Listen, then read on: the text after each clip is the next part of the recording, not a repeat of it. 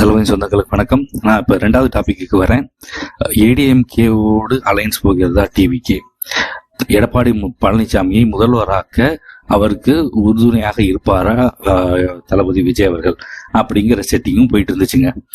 எடப்பாடி அவர்கள் கூட்டத்தில் டிவிக்கு கூடிய பறக்க விட்டு கொடி பறக்குதா, கூட்டணி பேச்சுவார்த்தை போயிட்டு இருக்கு, பிள்ளையார் சொல்லி போட்டாச்சு அப்படி இப்படின்னு அவரும் பேச ஆரம்பிச்சிட்டாருங்க. இதெல்லாம் டிவிகேவை அவர்கள் அப்ரோச் பண்ற விதம், இணங்க வைக்க முயற்சி பண்ற விதம் கூட நம்ம வச்சுக்கலாம்.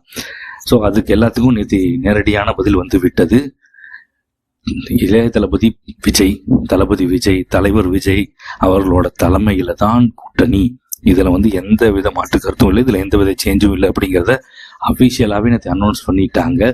So there is no way to join with other party to make other as a CM. Okay, so maybe இதுல பாசிபிலிட்டிஸ் இருக்கு, மேபி ஷேரிங் பாசிபிலிட்டிஸ் இருக்கு. பட் ஸ்டில் சிஎம் கேண்டிடேட்டா தளபதி விஜய் அவர்களை ஏற்றுக்கொண்டால் மட்டுமே கூட்டணி.